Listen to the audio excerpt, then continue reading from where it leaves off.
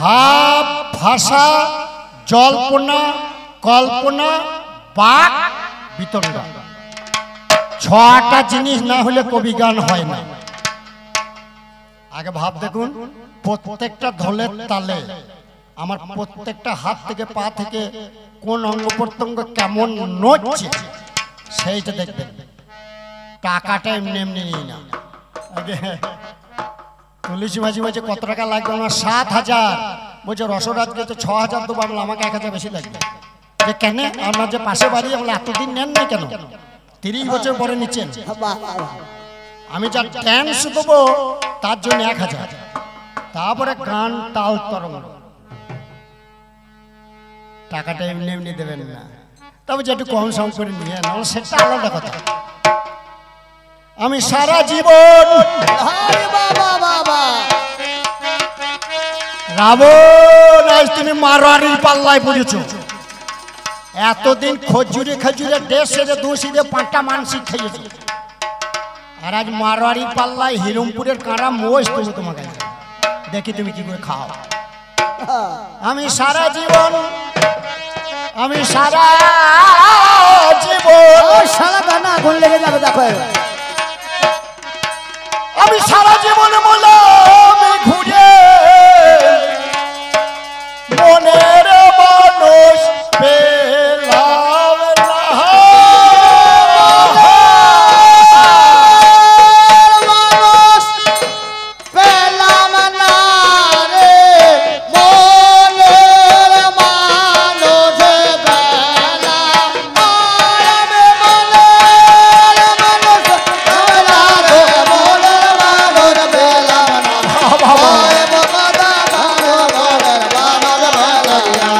আমার দরদে আমার মরমে ভগবান মঙ্গল করুন, ভালো থাকুন।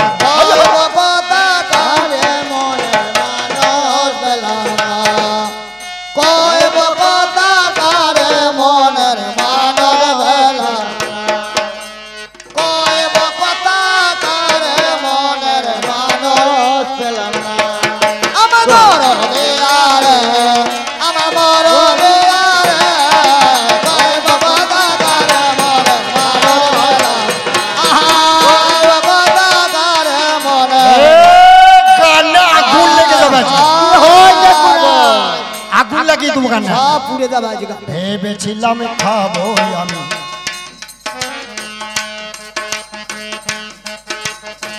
চিড়ে কলা দই, এই লঙ্কার রাবণ ছুটিয়ে দিলে আমায় ধান মেশানো খোয়। ধান মেশানো খোয়, আমি তাই তো মনের দুঃখে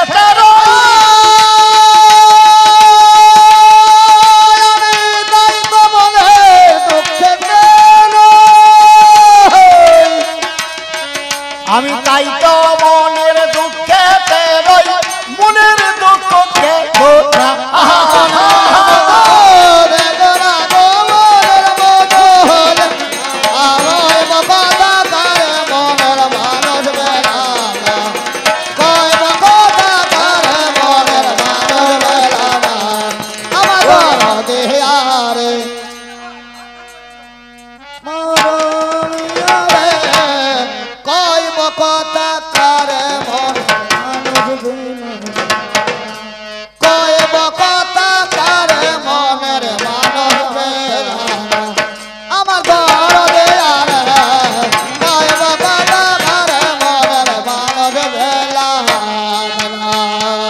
পাথর কয়লা জলে ধুলে হাই, পাথর কয়লা কয়লা কয়লা, সাবান যতই ঘষুন রং তার কালো যাবে না, ফর্সা হবে না।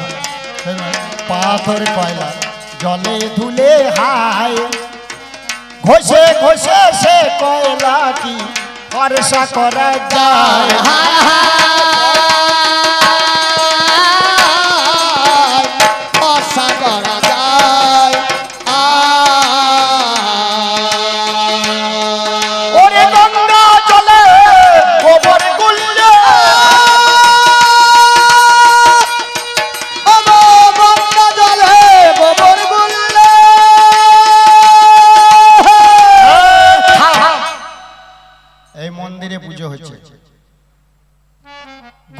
জল এনেছেন ঠাকুর মশাইকে দিয়েছেন দিয়েছেন আর এই উঠোনে গোবর দিয়ে মারুলি দিয়েছেন গোবর ছড়া দিয়েছেন দিয়েছেন তাহলে এটাও শুদ্ধ এটাও শুদ্ধ গঙ্গা জলও শুদ্ধ গোবরও শুদ্ধ বটে তাই বলে ঠাকুরমশাই যখন পুজো করবে তখন ঠাকুরমশাইকে বললেন ঠাকুরমশাই গঙ্গা জলও তো শুদ্ধ গোবরও শুদ্ধ এক মুঠো গোবর আপনার ওই কোষাকুষিতে গঙ্গা জলের সঙ্গে মিশিয়ে দিয়ে দিচ্ছি আপনি পুজো করবো হবে ওরে কোথায় রাবণ আর কোথায় রাম বাবা বাবা ওরে গঙ্গা জলে গোবর গুললে গঙ্গা জলে গোবর গুললে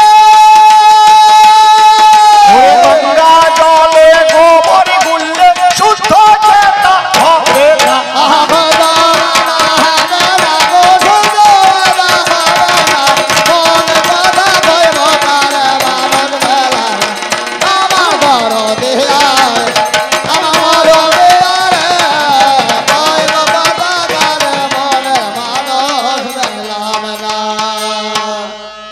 মনে করে আর বলো না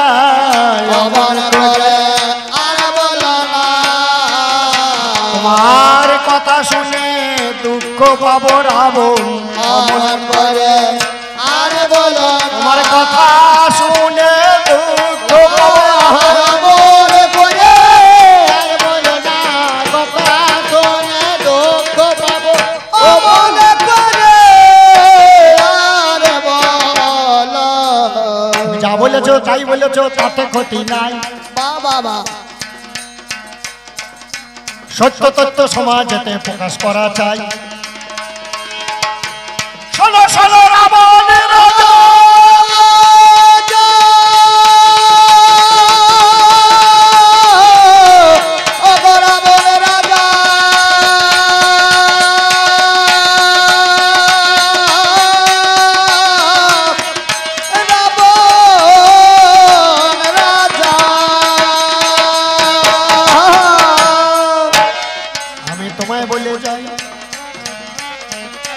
লঙ্কা ধামে এসেছে মিথ্যা কথা নয়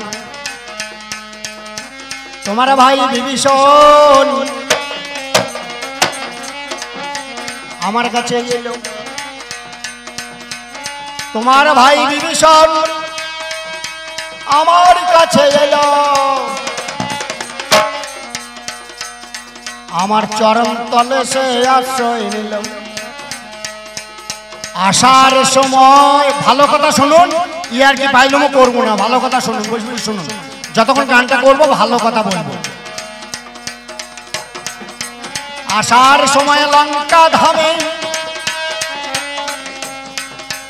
আমার বিভীষণ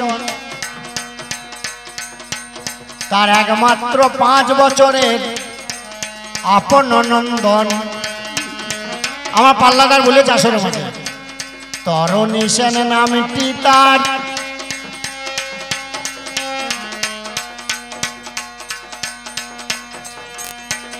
তরণী সেন নামটি তার তারে বলে দিল ওরে আমার পুত্র ধন শোনে রে অবিকল তার ঘরণী নাম শরমা শরমা বিভীষণের বোন নাম তরণী সেনের মাতা অর্ধাঙ্গিনীকে ডেকে বলছে সে কথা শোনো শোনো অর্ধাঙ্গিনী শোনো আমার ঠাঁই আমি অযোধ্যাতে রামচন্দ্রের কাছে যাই আর তোমরা থাকবে রাবণ কুলে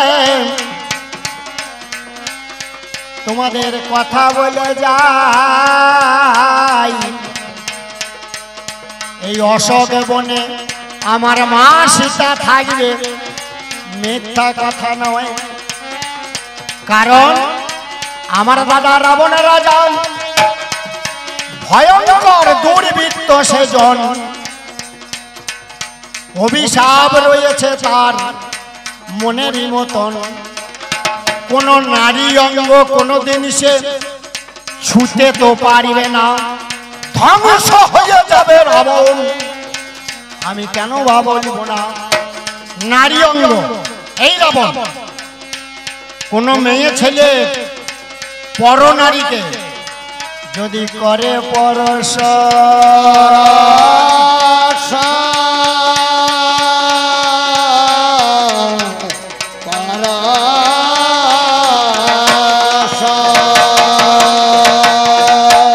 দাও দাও করে চলে যাবে সে সোনা দিয়ে মন দাও দাও করে চলে যাবে। এই অভিশাপ কে দিল? কে দিল এই অভিশাপ? ওই যে বলছে মালি সুমালি যাদের এই লঙ্কা রাজ্য ছিল, আমি শ্বশুর কুলের সম্পর্কে পেয়েছি, শুনেছেন কথাগুলো। মাল্যবান মালি সুমালি নিকোষার বংশের, মানে রাবণের মায়ের বংশে। তাহলে পৈতৃক সূত্রে নয়, মাতৃসূত্রে, মামার বাড়ির সম্পত্তি। যা বলেছে তাই বলেছে, আমি সেদিকে যাব না, আমি আসল তত্ত্ব বলে যাব, করুণী বিবেচনা। বলছে এই রাবণ একদিন কি কর্ম করিল, কুবেরের বইমাত্র ভাই নল কুবের ছিল। নল কুবের, কুবেরের বইমাত্র ভাই। নল কুবেরের বহুর নাম, নল কুবেরের যে বউ তার নাম রম্ভাবতী।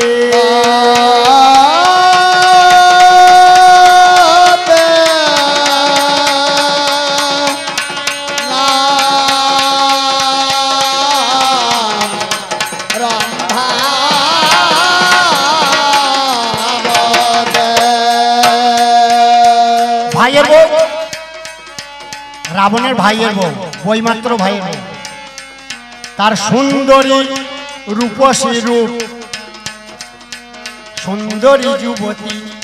এই রাবণ যে মেয়েকে আর নয়নে চেয়ে দেখেছে, তাকে ধরে এনে নিজের বউ করে নিয়েছে। গায়ের জোরে যত নারী এর সম্মান রইল না। সেই জন্যই তো 1 লক্ষ ছেলে 1.25 লক্ষ নাতি, এর বউর শেষ নাই বাবা, করুণী বিবেচনা। মাতৃত্ব দিয়ে বিসর্জন নারীত্বকে রাখে নাই, নারীত্ব সম্মান বিসর্জন দিয়েছে আপনাদের জানাই। তাই নল কুবেরের স্ত্রী ভাদর বউ রাবণ একদিন কি কর্ম করিল, রাস্তাতে তার সম্মুখে রাস্তায় আগুলিল। ভাইয়ের বউ দেখতে খুব সুন্দরী এই রাবণ, আর লোভ সামলাইতে পারল না। কামনা বাসনা নিয়ে ভাইয়ের বউর কাছে রাস্তায় আগলায়। ভাইয়ের বউ বলছে, ভাসুর ঠাকুর এ বড় অন্যায়। বলছে না, তোমার রূপ দেখে আমি মুগ্ধ হলাম, তাই তোমার কাছে এলাম। রাস্তার সম্মুখে আগুলে দাঁড়ালাম। ওগো আমার, ওগো নারী শোনাই আমার ঠাই, আমার অঙ্গ অঙ্গ পরশন করব তোমার জানাই। আমায় রতি দাও, তুমি রতি দাও, আমায় রতি দাও, তুমি রতি দাও। আজ আমার অঙ্গে অঙ্গ মেলো, আমার অঙ্গে অঙ্গ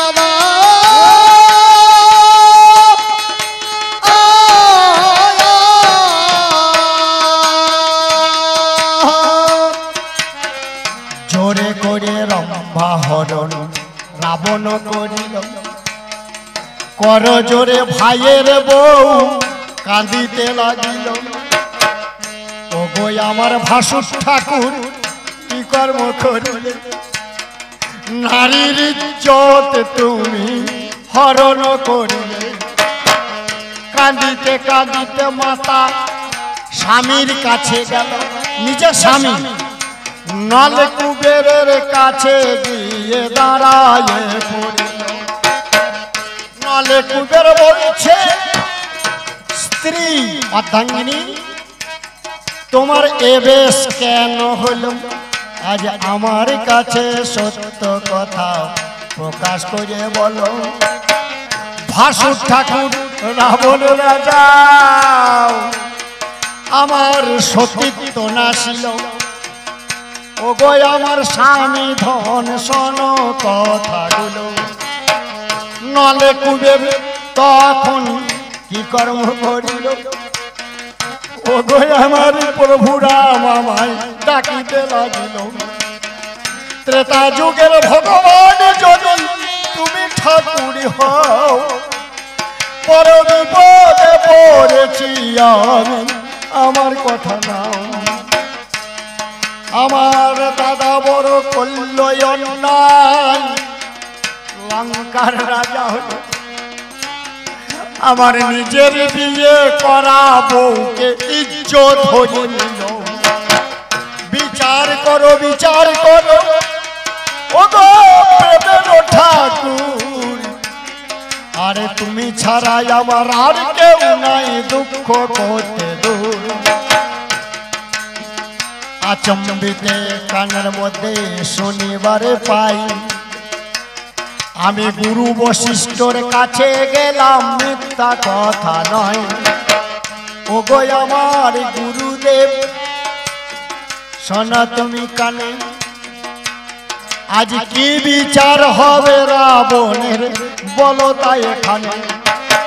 বশিষ্ঠ বলছে যদি আমি সত্যিকারের ঋষি, যদি ভগবত চরণে ভক্তি মাত্র সামান্য প্রকাশী, তাহলে নল কুবেরের অভিশাপ রাবণকে লাগিবে। ওই নারী হতে এই রাবণ ধ্বংস হয়ে যাবে। সেদিন আমার নল কুবের কি কর্ম করিল, ওই রাবণকে নল কুবের অভিশাপ দিল। আজই হতে যদি নারী, আজ হতে তুমি যদি কোনো মেয়ে করো পরশন, তুমি দাউ দাউ করে জ্বলে যাবে লঙ্কারী রাবণ। নারী অঙ্গ স্পর্শ করা তোমার তো হবে না, অভিশাপ দিল নল কুবের। শোন শোন অভিশাপ দিয়েছে।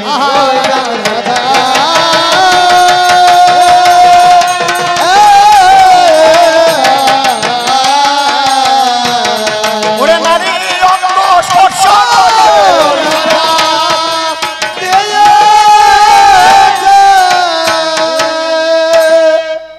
আজ থেকে কোন নারী কোন পর নারীকে যদি রাবণ ছোঁয়, দাও দাও করে জ্বলে মরে যাবে।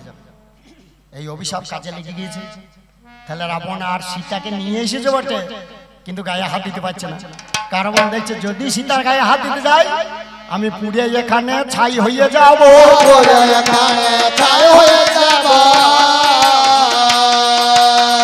তাই অশোকে বনে রেখে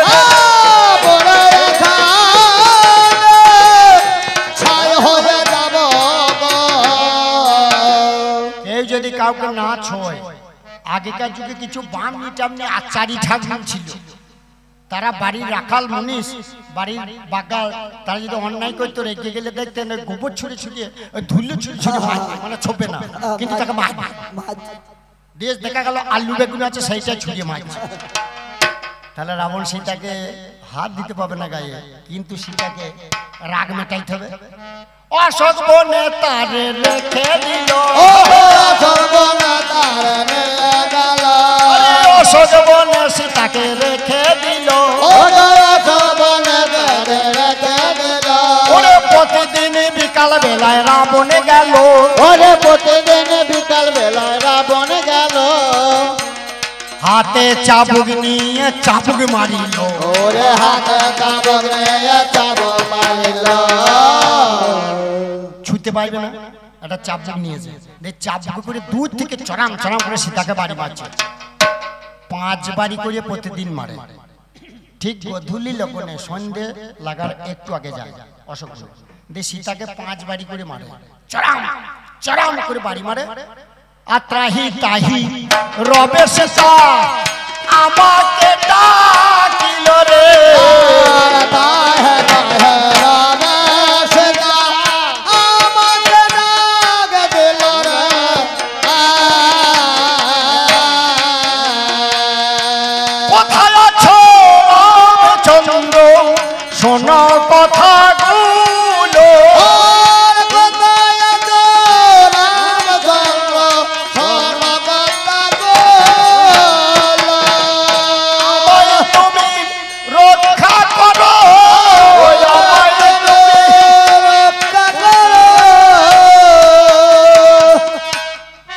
কাহি রবে সীতা আমাকে ডাকছে।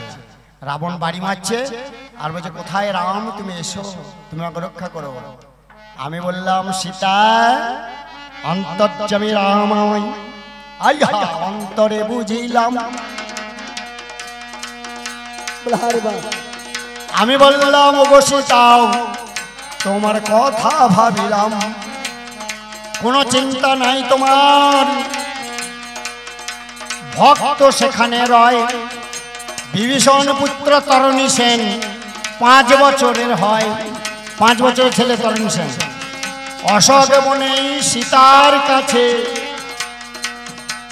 পরিচর্যা করার তরে মা বেটাতে 2 জনাতে সেখানে বাস করে। মা বেটা মানে কে কে? বিভীষণের বউ শর্মা আর তার বেটা তরণী সেন।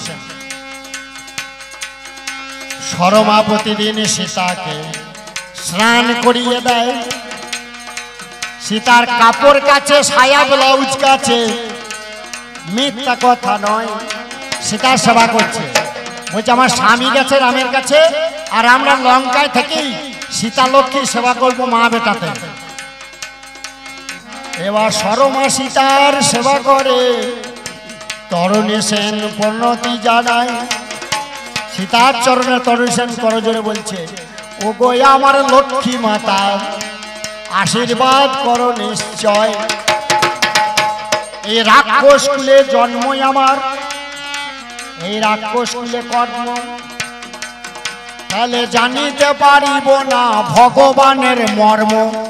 ভগবান কি জিনিস আমি জানতে পারবো না, ইহ জীবনে মুক্তি হবে না। মাগো সীতা জননী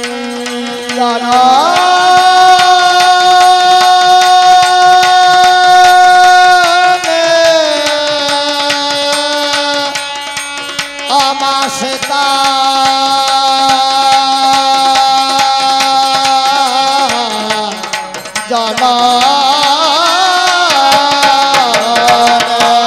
আমায় উপায় বলে দাও তুমি, আমার বাক্য শুনো।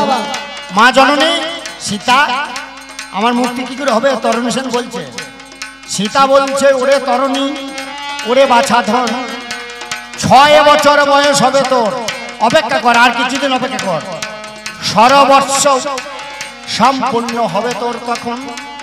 ভগবান শ্রী রামচন্দ্র এই লঙ্কায় আসবেন, তার ব্রহ্ম অস্ত্রে মুক্তি পাবি, মোক্ষ তোরে দেবে। তাই তরণী সেন 6 বছর বয়সে যুদ্ধক্ষেত্রে এলো, আর অস্ত্র নিয়ে সম্মুখেতে নাচিতে লাগিল। আমি বললাম, ওরে ভক্ত,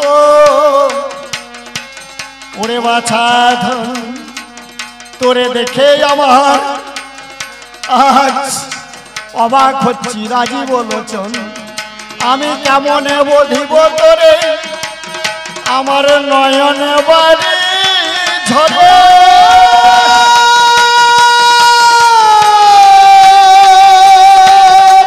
আমার নয়ন বারে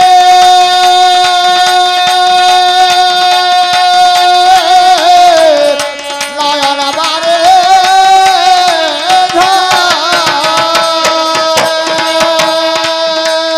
তরণী সেন আমাকে বলছে করজোড়ে, প্রভু রাম, সীতা জননী আমায় বলেছে প্রভু রাম মুক্তি দেবে, আমায় মুক্তি দাও ঠাকুর, আমার কথা ভেবে।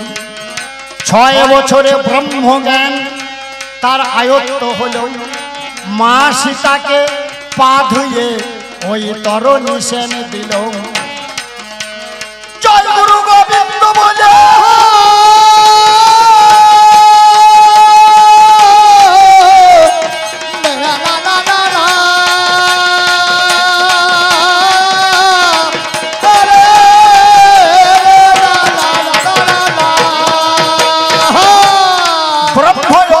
ছাড়িলাম, আর খ্যাচ করিয়ে তরণী সেনের মাথা কেটে দিলাম। কাটা মুন্ডু তরণী সেন তুরুক তুরুক করে কাটা মুন্ডু লাফাই, অজর ঝরে নয়ন বাড়ি আমার ভক্তের ঝরে যায়। জয় রাম জয় রাম জয় রাম তার বদনেতে ধ্বনি। আর কি আমি থাকতে পারি রাম রঘুমণি। গুটি গুটি ছুটে গিয়ে কাটা মাথা আমি হাতে তুলে দিলাম। চপ চপ করে বদনেতে আমি চুম্বন দিলাম। ওরে আমার প্রাণের ভক্ত, ওরে আমার প্রাণের ভক্ত, অবভক্ত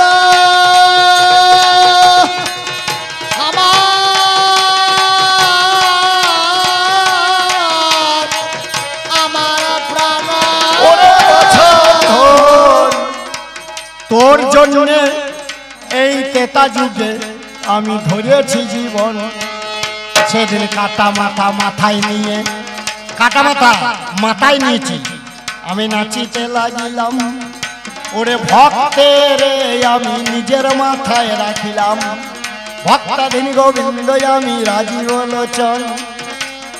ও গো আমার লঙ্কেশ্বর শোনো তুই রাবণ। মুক্তি দিলাম তরুণী সেন, স্বর্গে চলে গেল। 6 বছরের দেবপুত্র আবার জন্মিল। স্বর্গে গিয়ে দেবতার পুত্র সন্তান। ওরে মত্ত ধামের লীলা তার আমি দিচ্ছি প্রমাণ। এই তো হলো আমি রাম বিশ্বের ঈশ্বর। আজ তোমার কাছে সত্য কথা আমি জানাচ্ছি খবর। তাই বলছে রাবণ রাজা শোনো আমার ঠাই। পূর্ব জন্মে এই সীতা কে ছিল আমি সবারে জানাই। এই সীতা কে ছিল পূর্ব জন্মে? সীতা ছিল বেদবতী, একটা ব্রাহ্মণের কন্যা।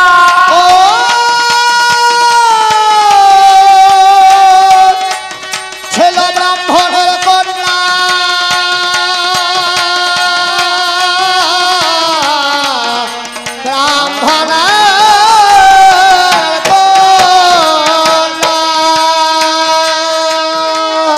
আশ্রমেতে বাস করে রূপে গুণে ধন্যা। আশ্রমে একটা বনে এই বেদবতী সীতা বয়কার বতয় দেখি বেদবতী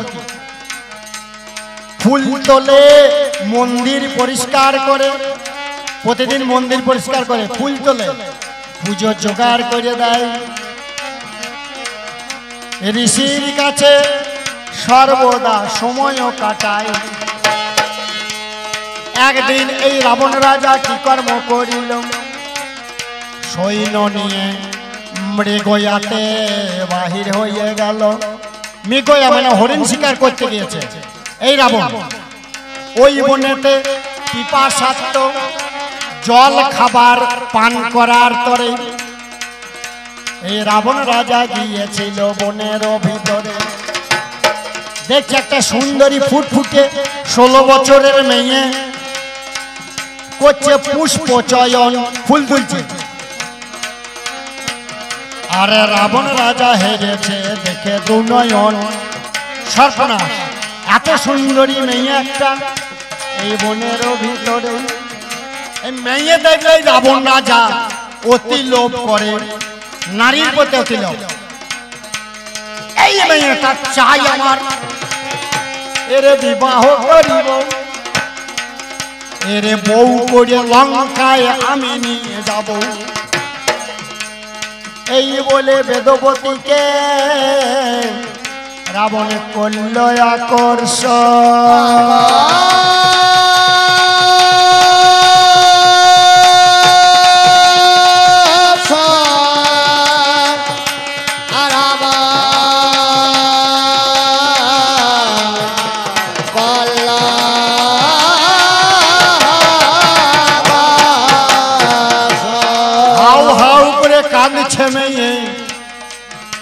শুনুন দিয়ে মন, ওগো প্রভু নারায়ণ আমার প্রেমের ঠাকুর, ভক্তবাঞ্ছা কল্পতরু দুঃখ করো দূর। তুমি আত্মারূপে আত্মারাম, যে রূপেতে করাও কাম এ ভূমণ্ডলে, সেই রূপেতে যে বেগনে সর্বদা চলে। তুমি ব্রহ্ম পরাৎপরে, তুমি দেবে সারাৎসারে, তুমি ছাড়া এ জগতে আর কেহ নাই। বিপদে বিপদ ভঞ্জন নামটি তোমার মধুসূদন, নিত্য নিরঞ্জন ও গোবিনোদিনী রায়। সত্যকালের হও যদি দয়ালো ঠাকুর, এসো এসো আমার কাছে দুঃখ করো দূর। এই বলে নারায়ণকে ডাকিতে লাগিল, ও বাবারে নারায়ণ কি থাকতে পারে ভালো। বেদবশীর মাতাতে আশ্রয় করিল, অভিমানে বেদবতী দেহ ত্যাগ করিল। মুষ্টিবদ্ধ করিয়ে শিরের অভিশাপ দিল, ওরে আমার রাবণ রাজা শোনো কথাগুলো। জোর করে আমারে করলে অন্যায়, তোমার কাছে সত্য কথা বলতে বাধা নাই। অনাগত ভবিষ্যতে ত্রেতা যুগের মাঝে সীতা হইয়ে যাব আমি, কথা বলি নাই বাজে। আমি হব তোমার ধ্বংসের কারণ, তুমি হবে লঙ্কার রাবণ। আমি হইতে লঙ্কা ধ্বংস হয়ে যাবে, আমি হইতে রাবণ রাজা মুক্তি পেয়ে যাবে। তাই বলছি পাল্লাদার শোনো আমার ঠাই, বেদবতী সীতা হয়েছে তোমারে জানাই। অন্যায় কাজ করেছ ফল তার পাবে, সত্য কথা বলছি আমি দেখুন কথা ভেবে। কর্মদোষে মানুষ মরে, বিচার করা চাই। কর্মফলে ভোগ করে এই দুনিয়ায়। হরে কৃষ্ণ হরে হরে, কে কার মন্দ করে, নিজের মন্দ নিজে করে। কস্য মাতা কস্য বীজা কস্য বাদ্য সৌদারা, কায়া প্রাণে নো সম্বন্ধ কা কস্য প্রবেদনা। এখো সমারুরা নানা পক্ষে বিহঙ্গ, প্রভাতে 10 দিকে যাত্রী কা কস্য পরিবেদনা। কেউ কারো নয় এই জগতে, একমাত্র আমি ভগবান রয়েছে অন্তরে জানি। জগৎ পিতা ভগবান আর কেউ নয়, আমার ছেলে আমার মেয়ে মায়ায় বাঁধা রয়ে। কেউ কারো নয় এই সংসার ভিতরে, এই কথা যদি কেউ মনে চিন্তা করে। হে গুরু গোবিন্দ তুমি জটাধারী, আমার ডাকতে পারে যদি প্রকাশ করি। তুমি প্রভু নিরঞ্জন, তুমি ছাড়া কেউ নাই। বিপদে বিপদ ভঞ্জন কোনো কানাই। এই কথা বলে কেউ সংসারে ছেড়ে যদি কেউ ডাকে আজকে আমারে, তার দুঃখ দূরে যাবে, তার ঘরে যাব। সেই ভক্তের আমি মান রক্ষা করিব। তাই বলছি বল্লরার শোনো আমার ঠাই, নিজেকেও সে ধ্বংস হবে আমার। একবার গৌরী প্রেমানন্দ হরি হরি বল।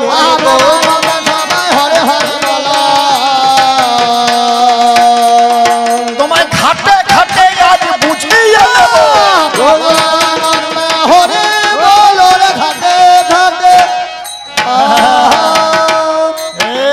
এক ছেলে 7 কুড়ি, তাহলে 3 ছেলে ক কুড়ি? এক ছেলে যদি 7 কুড়ি হয় মানে 140 টাকা। আপনারা জানেন বেশ কিছুদিন আগে, এখন যা ছেলে মানুষ তারা জানেন না, এক ছেলে 7 কুড়ি মানে একটা ভালো মজার কথা। আজ থেকে 40 বছর 45-42 বছর আগে ওই গ্রামে গ্রামে সেই কেন্দ্রীয় সরকার অপারেশন তুলেছিল, মানে জন্ম নিয়ন্ত্রণ করতে হবে। এক ছেলে 7 কুড়ি মানে অপারেশন করলে পরেই 7 কোটি টাকা, 140 টাকা। দেখো গরিব মানুষ, দাসপাড়া মাঝিপাড়া অনেকজন তারা 2 বা 3 বার ইনকাম করবো বলে নাম দিয়েছিল। হাই স্কুলে পঞ্চায়েত অফিসে দেখুন, ভালো করে মনে করে দেখুন। তাহলে এক ছেলে 7 কোটি, তাহলে 2 ছেলে ক কোটি? তোমাকে ঘাটে ঘাটে আজ বুঝিয়ে দেব।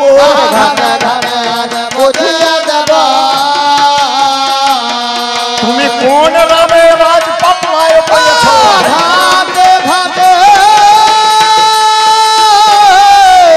আমি বুঝে দেব। ছি ছি ছি, লাজ লাগে না ভাই? ভাইয়ের বউর ইজ্জত হরণ আর দেখবো কোথায়? ছি ছি লাগ লাগে না ভাই,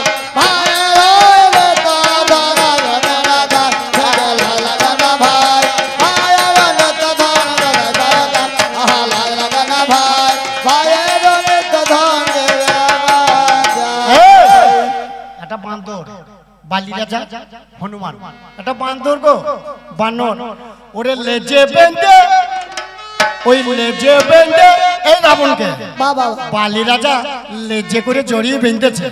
ওরে লেজে বেঁধে বালি রাজা 7 ভুবনে ঘোরাইছে।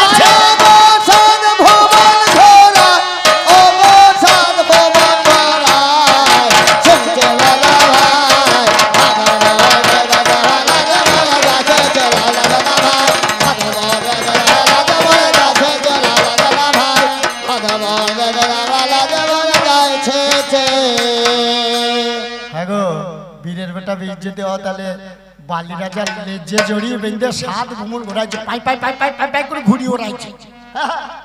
আর কার্তবীর্যার্জুন বলে একজন ছিল, তার ঘোড়া সালে হাতি সালে এই বেটাকে বেঁধেছিল ঘোড়া সালে। দে চেরি চেরি চেরি মানে হচ্ছে দাসী, যারা গোল পরিষ্কার করে গোবর সরায় বাড়ির পাট করুনি বলে। তা সেই কার্তবীর্যার্জুনের পাট করুনি ছিল, ওই গোল ঘর পরিষ্কার করতে চেরি।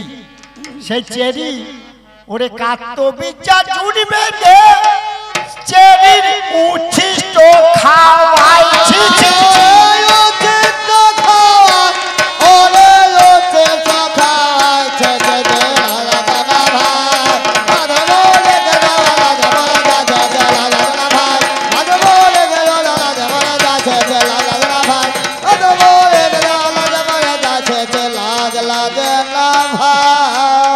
তোমার কি লজ্জা লাগে না?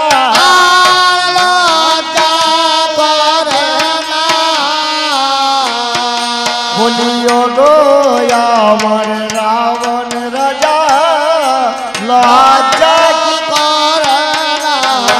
ও গো আমার রাবণ রাজা, লজ্জা লাগে না? আর বলবো আর বললে আপনাদের রাগ কি? আপনারা বলবেন এত করে আপনি বলছেন, আমি আর বলবো না, বেশ আর যদি বলি না, তোমার কম্বলের লোম বাঁচতে থাকবে না, লজ্জা করে না, কমলের লোম বাঁচতে হবে, আর লজ্জাকে করে না। গোটাস্টে জিজ্ঞাসা করছে আমাকে, দেখ কি করি তুই, আর জিজ্ঞাসা করতে না, এই 2.5 ঘন্টা বলবো। শুকনো পাতায় খড়ি খড়ি আর শব্দ হলো রে, আঙ্গমনি বলে আমার সিন্ধু এলো রে। শুকনো পাতায় খড়খড়ে আর শব্দ হলো রে, আঙ্গমনি বলে আমার সিন্ধু এলো রে। সিন্ধু এলো মানে সিন্ধু এলো, শুকনো পাতায় খড়ি খড়ি আর শব্দ হলো। সিন্ধু এলো প্রাণের সিন্ধু এলো, শুকনো পাতায় খড়খড়ে আর শব্দ হলো। শুকনো পাতায় খড়ি খড়ি আর শব্দ হলো রে, আঙ্গমনি বলে আমার সিন্ধু এলো রে। শুকনো পাতায় খড়খড়ে আর শব্দ হলো রে, আঙ্গমনি বলে আমার সিন্ধু। 27 তারিখে আপনারা বলান শোনেন না এখানে, 27 তারিখে একবার বলান গিয়ে দিলাম, কবি গান তো কীর্তন বাউল বলান যাত্রা সব কিছু মিশিয়ে কবি গান। কবি গান বাবার নাম ভুলানো গান। দেখবেন 10 কুচি ধরবে এবার। কে এলি রে সিন্ধু এলি, বুকের জালো জুড়লি, আর পেলে সিন্ধু বুকে জ্বালা জোড়াইলে। আয় বাবা আয় আমার কোলে, আহা আমারে গো আয় বাবা, আয় আমার কোলে। ওরে সিন্ধু নহে তোমার ছেলে গো আমি দশরথ, আমি বলে গো আমি দশরথ। অকারণে তোমার ছেলে মেলাম গো বিফল রমন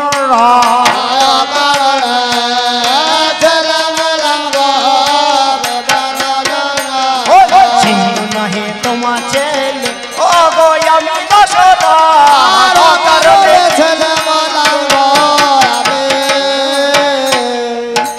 এটা আপনাদের কি কবি গানের বাইরে ফাও দিয়ে দিলাম। ওকে, এটা কবি গানের বাইরে যে ফাও দেয় না দু একটা, এটা ফাও দিয়ে দিলাম। কথাটা এমনি এমনি বললাম, প্রসঙ্গ বাদ দিয়ে বললাম, কারণ আমাকে জিজ্ঞাসা করছে না। ভাগ্যে জামাই ঘরে এলো, তাই শাশুড়ি পতি হলো।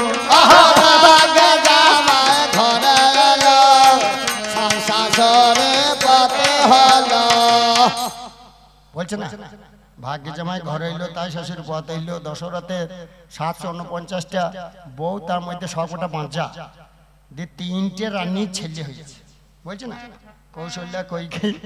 সেই জন্য আমি এই গানটা ধরলাম, শূন্য বাতায় খড়ি খড়ি। আবার অপ্রাসঙ্গিক বলবো না, প্রাসঙ্গিক যা বলবো আসলে একটা বাজে কথা বলবো না। তাহলে কেন? অন্ধমনির ছেলে সিন্ধু, আমার বাবা দশরথ শব্দ ভেদি বান মেরেছেন, তার বিফল মনোরথ। শব্দ ভেদি বান বলতে গেলে অনেক দেরি হবে, আবার যদি আপনাদের ভালো লাগে পরে আবার আসবো, দেখবেন ব্যাখ্যা করবো। শব্দ ভেদি বান কি, এটা আবার ব্যাখ্যা করতে 8 ঘন্টা লাগবে আপনার কাশিপাতে, তা আর ব্যাখ্যা করবো না। শব্দ ভেদি বান কি, কোথায় লাগে আর কেন লাগে, এটা আপনাদের মনে ফুক ফুকনি ধরিয়ে রেখে দিলাম, আবার যাতে আসতে পারে। এবার শব্দ ভেদি বান মারে, সিন্ধুর বুকে লেগে গেল। বাবা বাবা বলে সিন্ধু নেতিয়ে পড়িল। কান্দে করে দশরথ ফিরে চলে যায়, শূন্য পাতা শব্দ পায়ে অন্ধমণি পায়। তাই বলছে শূন্য পাতায় খড়ি খড়িয়া শব্দ হইল রে, অন্ধমণি বলে আমার সিন্ধু হইল। দশরথ বলছো গমনি আমি সিন্ধু নয়, তোমার সিন্ধুকে আমি মেরে ফেলেছি, সত্যি কথা কই।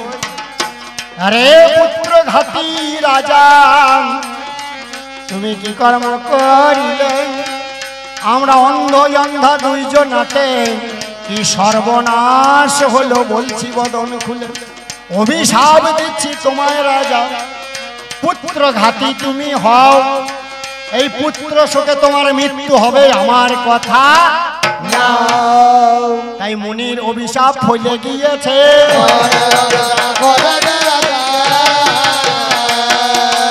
মুনির অভিশাপ ফলে গিয়েছে।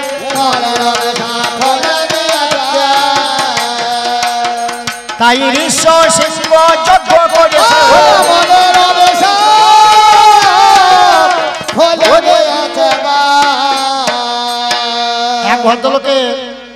এক ভদ্রলোকে যদি দুবার বিয়ে হয়, প্রথম পক্ষের বউ মরে গিয়েছে, দ্বিতীয় পক্ষে বিয়ে করেছে।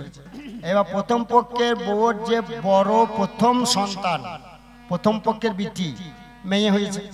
এবার প্রথম পক্ষের যে মেয়ে, তার যখন 17 বছর কি 18 বছর বয়স, তখনই দ্বিতীয় পক্ষের বউ এর ঘরে এসেছে না, মা বাবার ঘরে।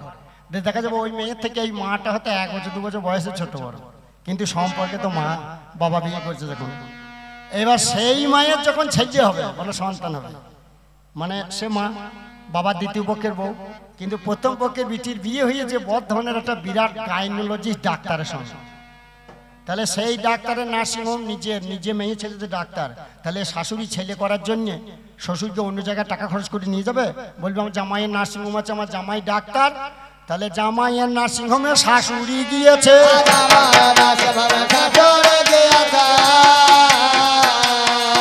ওরে জামাই শাশুড়ি খালাস করেছে।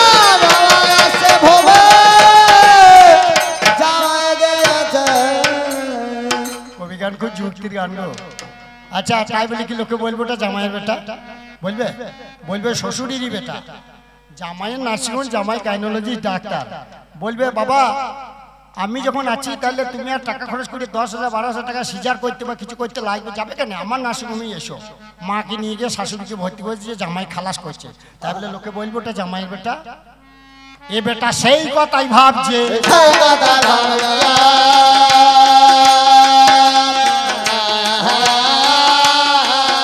ওই জন্য বলছে ভাগ্য জামাই ঘরে এলো তাই শাশুড়ি পথ এলো।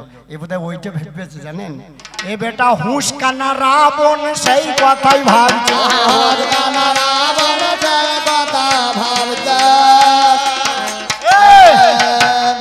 হুঁশ কানা বললাম কেন, এত বড় ছাতি আমার, এত বড় হিম্মত।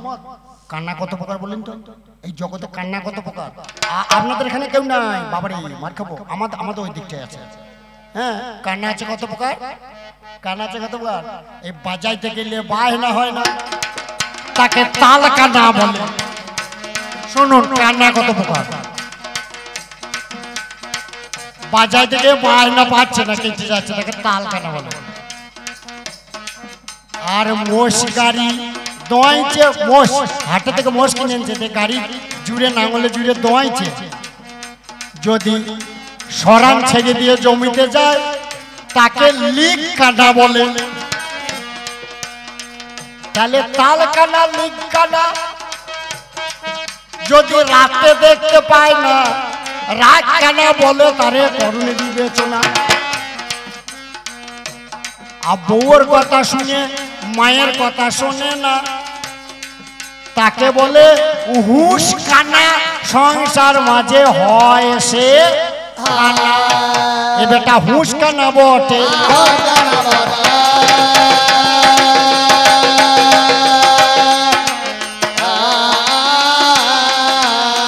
তাই কোথায় কি বলতে হয় কি বলেছে